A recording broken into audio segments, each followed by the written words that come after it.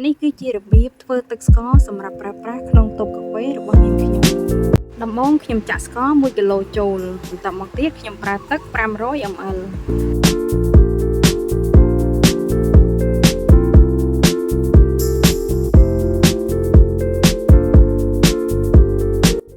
រួចហើយខ្ញុំបានយកវែកកូរវាឲ្យសព្វចូលគ្នាហើយរបៀបដាំនេះដែរគឺយើងដាក់ភ្លើងតិចៗបើយើងប្រើចង្ក្រានអុសឬក៏ចង្ក្រានធ្យូងយើងកុំព្យាយាមដាក់ភ្លើងខ្លាំងអី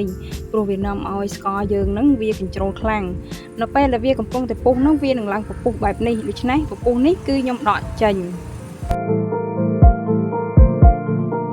ព្យាយាមដកពពុះដែលនៅពីលើនេះចេញឲ្យអស់ព្រោះថាបើសិនជាយើងទុកវាអាចនឹងឡើងក្រាមឬក៏ឡើងទឹកពពុះវាអត់ស្អាតនៅពីលើណា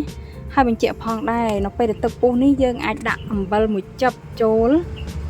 ចំណែកនៅក្នុងវីដេអូនេះគឺនាងខ្ញុំបានភ្លេចថតពេលដែលដាក់អំបិលណា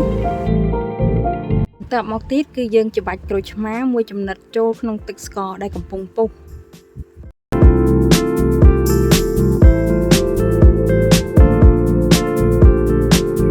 បន្ទាប់ពីច្របាច់ក្រូចឆ្មាចូលហើយយើងចាប់ផ្ដើមបន្ថយភ្លើងឬក៏បិទតែម្ដង